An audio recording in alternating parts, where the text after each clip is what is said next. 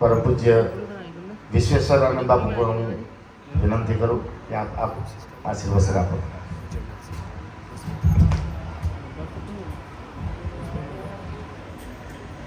નારાયણં નમસ્કૃત્યં નરં ચૈવ નરોત્તમં દેવીં સરસ્વતીં વ્યાસં તતો જયો મુદીરયેત. શંકરં શંકરાચાર્ય કેશવં વાદરાયણં સૂત્રભાષ્યકૃતો વંદે ભગવન્તો પુનઃ પુનઃ. ઈશ્વરા ગુરુરાત્મેતિ મૂર્તિભેદવિભાગિને વ્યોમહરવ્યાપ્તદેહાય શ્રીદક્ષિણામૂર્તये નમઃ. ओम शांति शांति शांति.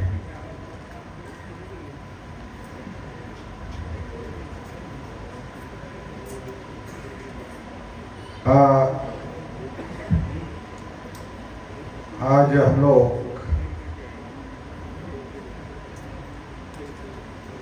नर्मदा खंड के ऐतिहासिक तीर्थ स्थान रामकुंड में आज से शुरुआत हो रही है. श्री राम कथा में प्रथम संत सम्मेलन से शुरुआत हो रही है. आज चैत्र सुद एकम के दिन से आज की जो तिथि है ने भारतीय संस्कृतिનું એક બહુ મોટો પર્વ છે અને પુરાણો અનુસાર તો બ્રહ્માજીએ આજના તિથિથી જ સૃષ્ટિની રચના કરી હતી. એટલે આપણો વૈદિક સનાતન હિન્દુ ધર્મના લોકો આપણે આજે ચૈત્ર સુદ પ્રતિપદાના દિવસે આપણે નવો વર્ષ માનીએ છીએ. સંવિધાનમાં પણ છે એમ કહે છે.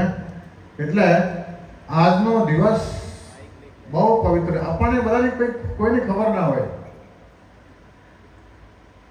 એટલે આજનો દિવસ પરમ સિદ્ધ સંત ગંગાદાસ બાપુના શિષ્ય પ્રિયાંશુજી દાસ આજે કથા કરશે અને તમે બધા શ્રવણ કરવાના છો. ખરેખર આ પાવન તિથિ ઉપર અને આ તીર્થો સ્થાનોમાં કરેલી કથાઓની અંદર એની બહુ મહિમા હોય છે અને આજથી એની શરૂઆત છે. કેમકે આ મહાપુરુષો બહુ બુદ્ધિમાન હોય છે અને આજના દિવસથી જ અમને શરૂઆત કરી. આજે ભારતીય સંસ્કૃતિનો નવો વર્ષ છે. આપણે અહીંયા ગુજરાતમાં આપણે દિવાળીને માનીએ એ પણ બરાબર, પણ આજનો જ દિવસ છે. આજે જ આપણા સૃષ્ટિઓની બ્રહ્માજીએ જ્યારે સૃષ્ટિની રચનાની શરૂઆત કરી ત્યારે આજના દિવસથી જ કરી છે. માટે આજનો જે ગુડી પાડવો કહેવાય, આજે ગુડી પાડવો એટલે ગુડી પાડવાની બહુ મહિમા છે. અને આજે નવા વર્ષની શરૂઆતમાં આટલા બધા સંત સંમેલનમાં આટલા બધા સંતોનું બધાનું દર્શન થાય છે. આપ બહુ ભાગ્યશાળી છો. આજના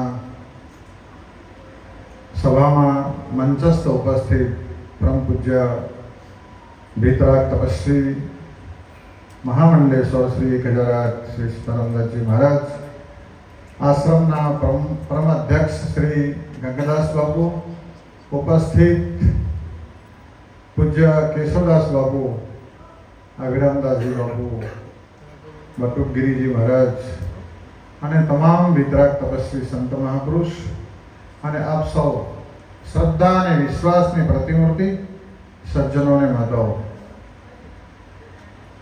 આજે આ રામકુંડના અમે બધા સાક્ષી છીએ. વર્ષો પહેલા ત્યાગીજી મહારાજનું દર્શન અમે કરેલું છે. એક દિવસ મારું આવવાનું અહીંયા થયું અને મારું ધ્યાન ગયું પેલી જે જૂની કુટિયા છે ને એ કુટિયા ઉપર ધ્યાન ગયું. મેં પૂછ્યું ગંગાદાસ બાપુને કે ગંગાદાસ બાપુ આ, કેમ કે આ પૂર્વની કુટિયા છે અને એ કુટિયા અમે ખાલી રાખી છે કે આ જૂની છે. એટલે આ ઐતિહાસિક આ જગ્યા રામકુંડનો જે જીર્ણોદ્ધાર અને રામકુંડનો જે વિકાસ કર્યો હોય તો ગંગાદાસ બાપુએ કર્યું છે. ભાઈ આ રામકુંડની મહિમા, કેમ કે આ ક્ષેત્રમાં હું રહ્યો છું અને અહીંયા રોજ 500 થી વધારે ત્યાં પરિક્રમાવાસી અહીંયાથી પસાર થતા હોય છે અને એનું અહીંયા જમવાનું. આ રામકુંડ એટલે નર્મદા પરિક્રમામાં પ્રસિદ્ધ સ્થાન એટલે રામકુંડ. બધા જ પરિક્રમાવાસી અહીંયાથી પસાર થતા હોય છે એવો સ્થાન.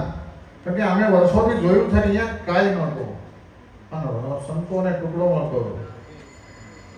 આજે તો ગંગાદાસ બાપુએ આ તીર્થને પાવન બનાવી દીધું અને મને એવું લાગે છે કે હવે પ્રિયાંશુ જેવા એમના શિષ્ય બન્યા અને સિદ્ધાની સાધકની જોડી હશે તો એનું નામ આખા ભારતમાં થશે. કેમ કે પ્રિયાંશુ જેવા પ્રખર પ્રવક્તા, કેમ કે આ તો ભાઈ મને એવું લાગે છે આ ગંગાદાસજી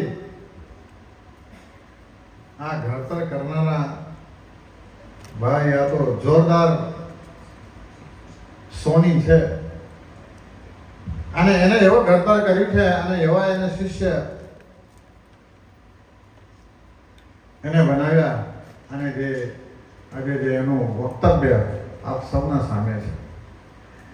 કહેવાનું તાત્પર્ય ચર્ચા એ ચાલતી હતી કે વિધર્મીઓ આપણા ઉપર આક્રમણ કરે છે. વર્ષો સુધી આપણે જોયું છે કે આ દેશની અંદર કેટલાય અહીંયા પ્રધાનો આવ્યા અને આપણે હંમેશા નીચે જોવું ચાલુ પડતું અને આજે એવો સમય આવ્યો કે આપણે સિર ઊંચા કરીને ચાલીએ છીએ અને સરકારે આપણા ઉપર, મને અત્યારે એવું લાગે છે આપણે કહીએ છીએ કે રામ મંદિર બનાયા, કૃષ્ણ મંદિર બનાવેંગે, શિવ મંદિર બનાવેંગે, આપણે કહેવાનું એ તો આપણું જ છે અને આપણા જ દેશમાં છે કે આપણે કઈ બહારના દેશમાં જઈને બનાવતા નથી, આપણા દેશમાં છે. એમાં કોઈ બહુ મોટી બહાદુરી નથી. પણ આ સોમનાથ મંદિર આપણે બનાવ્યું, પણ આ બનાવ્યું આપણે વિધર્મીઓ આપણું નાક કાપી નાખેલું હતું અને કેટલાય વર્ષો પછી સંઘર્ષ પછી મને એવું લાગે છે કે આપણો નાક આપણને મળી ગયો હોય. પણ આજે પણ આપણા દેશની અંદર પરિસ્થિતિ એવી છે, તમે જો નાગપુરની અંદર આજે જે તુફાન થયું અને આ ઇન્દોરની અંદર ક્રિકેટ ચાલુ હતું ને એમાં જે તુફાન થયું, આવા તુફાનો થયા જ કરશે. કારણ સરકારે આપણા માટે એવી સરસ યોજના લાવી છે, અગ્નિવીર યોજના. અગ્નિવીર યોજનાની અંદર નાગપુરની અંદર 10 છોકરાઓ તૈયાર હોત, એકે બહાર નીકળ્યો. પણ આપણે અગ્નિવીરમાં કોઈને જવું નથી. અગ્નિવીર યોજનાની આપણને ખબર નથી અને આ સરકારની મને એવું લાગે છે કે એવી યોજના ભવિષ્યની છે કે ગલી ગલીની અંદર એક અગ્નિવીરનો યોદ્ધા આપણે અહીંયા હોય, કોઈ પણ વિધર્મી આપણે અહીંયા માથું ઊંચું કરશે. એટલે જરૂરત છે આપણા છોકરાઓની અગ્નિવીરની અંદર લોકો જાય અને 4 વર્ષની ટ્રેનિંગ લઈને પાછો આવે. એની શારીરિક પણ એનો વિકાસ થશે અને એને પાછું તમારે લાયસન્સ લેવું પડશે. ભાઈ અત્યારે તમે લાયસન્સ લેવો તો જાઓ, મળે છે. એટલે અગ્નિવીર જેવી યોજનાને તમે જાઓ, તમારા છોકરાઓને તમે મોકલો તો મજાલ છે કોઈની નહીતર તમે જો એક અફઘાનિસ્તાનની અંદર લોકોને વિમાનમાં પકડીને ભાગવું પડ્યું. આપણા દેશની અંદર આપણે સુરક્ષિત નથી. અત્યારે તો એ 20% છે. 20% અંદર એ સામે થાય છે ત્યારે આપણી શું દશા થશે? અને એ લોકોની અંદર તો થોડીક પણ દયા માયા નથી. તમે તો એક વાત કરી પકડીને છોડી દેશો, તમને દયા આવશે, પણ એમને દયા ક્યારેય આવવાની નથી. માટે આપણે સુરક્ષિત અને આપણે મજબૂત થવા માટે સરકારની યોજના સાથે આપણે રહેવું પડે. કેમ કે આપણને ખબર જ નથી, આપણે વેપારી બન્યા છીએ. પણ પૂજ્ય મહારાજજી કેશોદાસજી મહારાજે કીધું તમે ગમે તેટલી બિલ્ડિંગો બનાવો છો પણ આ બિલ્ડિંગો કેટલા દિવસ માટે છે? તમારી બિલ્ડિંગો સુરક્ષિત છે? એના માટે તમારા દરેકના ઘરમાં એક એક બે બે ઓઢાવાની જરૂરત છે કે તમે ભલે તમારે અંદર 100 રહેતા હોય વિધર્મીઓ અને તમે ખાલી 5 યોદ્ધાઓ તમારા મોહલ્લામાં હશે તો તમારી બધાની રક્ષા કરશે. નહીતર આપણી રક્ષા નથી. આપણે વેચીને ભાગવું પડવાનું છે. એટલે આ સંતોએ આપણને સરસ આજે સંત સંમેલન બોલાવીને અને આપણને અહીંયા માર્ગદર્શન આપે છે. ખરોખર આ સંતોની માર્ગદર્શન તમે લેશો તો ચોક્કસ તમને માર્ગ મળશે. કારણ કે સંતોને કોઈ પણ જાતને કોઈ હેતુ નથી, પરોપકારનું કામ કરે છે. નહીતર અહીંયા બધાને બોલાવ્યા આ સંતો કઈ એમને આવ્યા છે? સંત પરમ હિતકારી, બીજાના હિત માટે તમને બધાને કેટલા સારા સારા સંતો લાવીને તમને સારી તમારા હિતની વાતો યા ચર્ચાઓ ચાલતી હોય ત્યારે એમના માર્ગદર્શન અને એમનું અનુસરણ કરજો તો જ આપણું કલ્યાણ થાય. ધન્યવાદ. વિશેષ કંઈ નહીં કહેતા. ભાઈ અમે તો છે ને સુગરવાળા છે, સુગરનું થોડુંક સમય વધારે થઈ જાય એટલે બસ બેટરી બિલકુલ ડાઉન થઈ જતી હોય છે. ધન્યવાદ. વિશેષ કંઈ નહીં કહેતા. આ બધા જ પ્રાણી માત્રોની અંદર વિરાજમાન પરમાત્માને વારંવાર નમસ્કાર કરતા મળીને વિરામ. સર્વે ભવંતુ સુખિના, સર્વે સંતુ નિરામયા, સર્વે ભદ્રાણિ પશ્યન્તુ મા કશ્ચિત દુઃખ ભાગ ભવેત. ઓમ શાંતિ શાંતિ શાંતિ. પૂજ્ય વિશ્વેશ્વરાનંદ બાપુને ખૂબ ધન્યવાદ બાપુનો. હવે સુરતથી અમારે અટલ આશ્રમથી પરમ પૂજ્ય બટુકગીરી બાપુ પધાર્યા છે. બાપુ આશીર્વાદ આપશે. હર ગુરુર્બ્રહ્મા ગુરુર્વિષ્ણુ ગુરુર્દેવો મહેશ્વરમ ગુરુર સાક્ષાત પરબ્રહ્મ તસ્મૈ શ્રી ગુરુવે નમઃ. બોલ યશમુખા હનુમાનજી મહારાજ કી. આજથી આપણા હિન્દુ ધર્મના પ્રમાણે જ્યારે નવું વર્ષ શરૂ થતું હોય ત્યારે અને એ જ સમયે રામકથાનો પ્રારંભ અહીંયા થતું હોય રામકુંડ ઉપર પૂજ્ય પ્રાતસ્મરણીય એવા અમારા હૃદય સમ્રાટ ગંગાદાસ બાપુ તેમજ વડોદરી પધારેલા જમનાદાસ બાપુ, અમારા સુરતના તાપ્તી વિરક્ત મંડળના મહામંડલેશ્વર શ્રી 1008 સીતારામદાસજી બાપુ, મહામંડલેશ્વર 1008 શ્રી વિશ્વેશ્વરાનંદજી બાપુ, અમારે કેશોદાસજી બાપુ તેમજ નામી અનામી દરેક સાવજ સંતોના ચરણોમાં ઓમ નમો નારાયણ દંડવત પ્રણામ.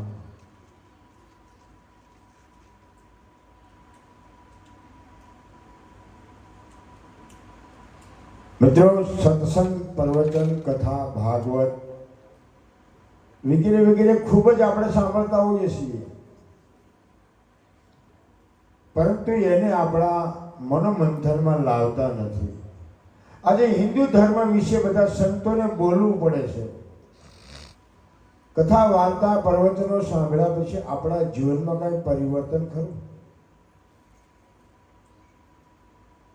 પૂજ્ય મહારાજે સરકાર તરફ પણ ધ્યાન આપ્યું, હિન્દુ ધર્મ તરફ ધ્યાન આપ્યું, પરંતુ આ બધું આપણે મંડપમાંથી ક્યાં સુધી ને અહીંથી બહાર નીકળે એટલે આપણે પરિવાર, કુટુંબ બધું યાદ આવવા માંડે.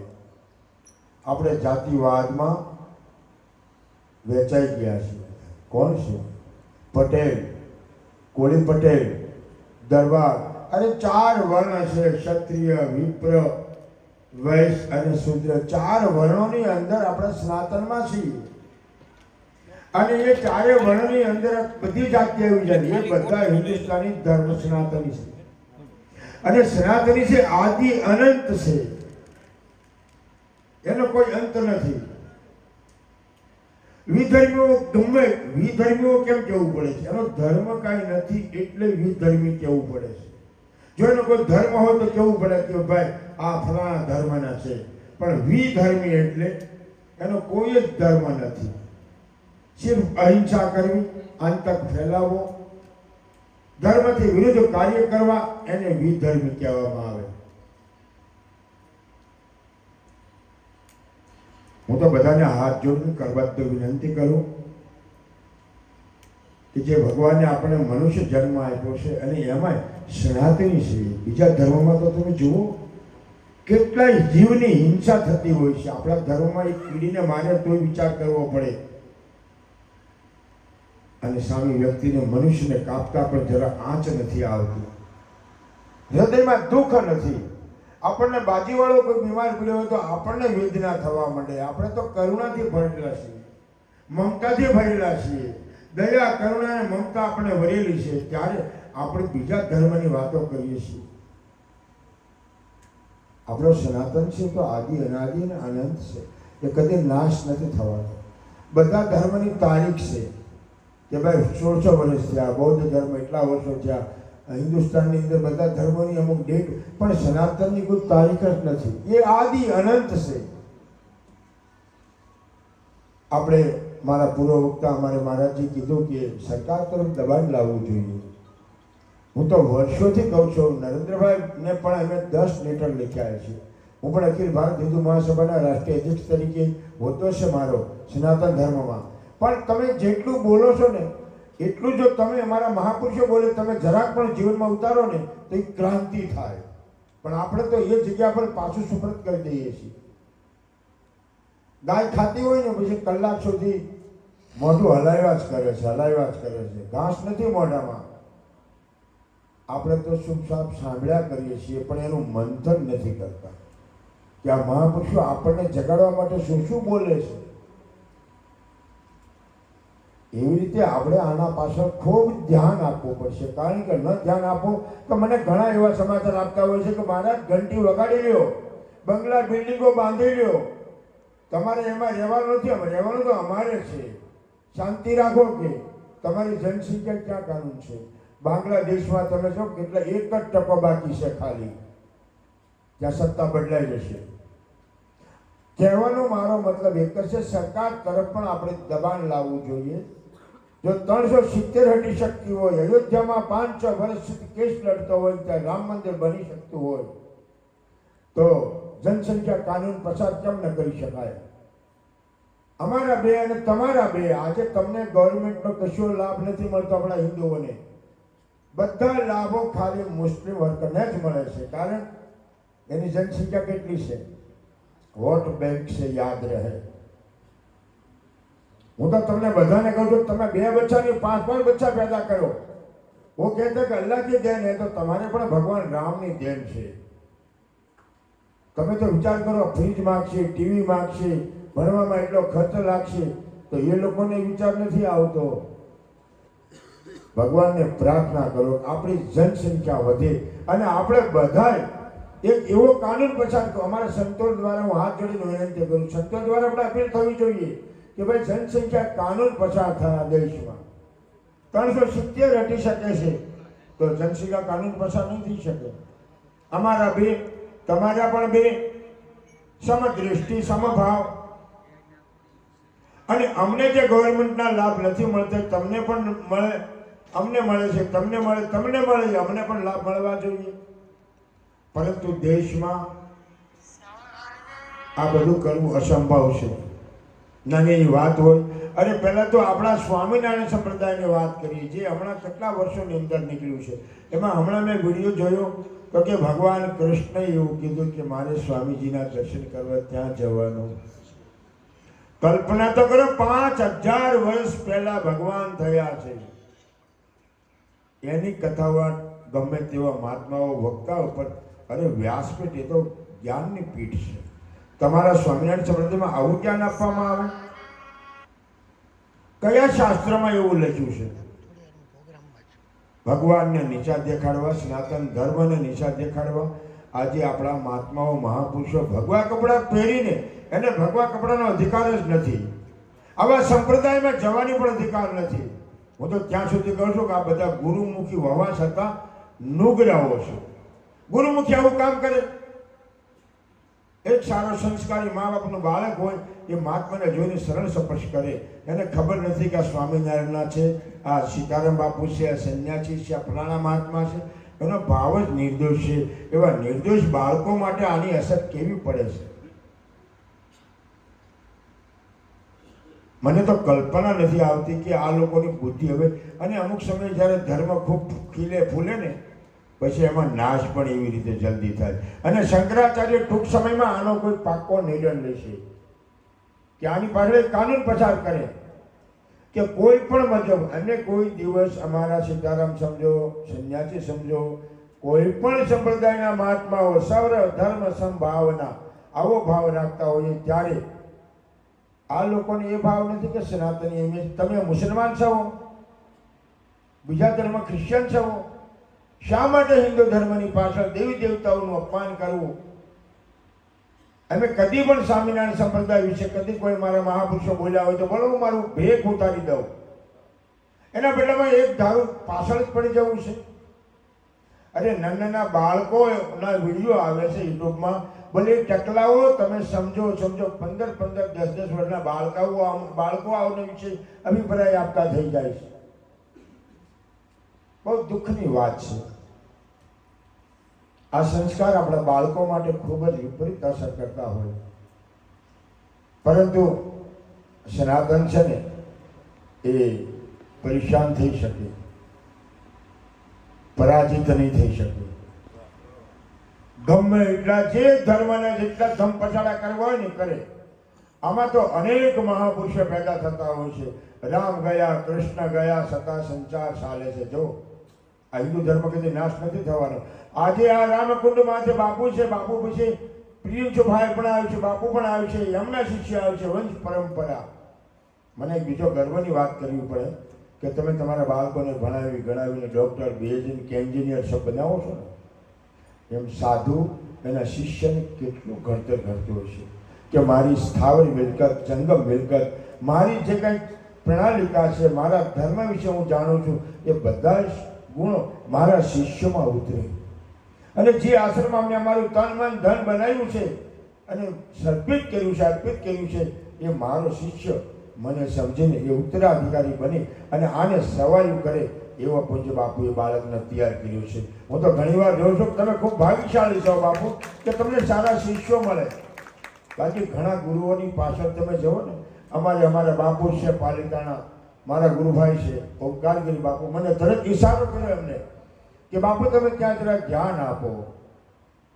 અને ઘણીવાર છે મહાત્માઓ જરા ધ્યાન આપે ને તો એમ થાય કે આ સુરતથી બાપુ આવ્યા છે, આ રામકોટથી બાપુ આવ્યા છે, તે ન જાણે આપણા આશ્રમમાં કબજો કરશે.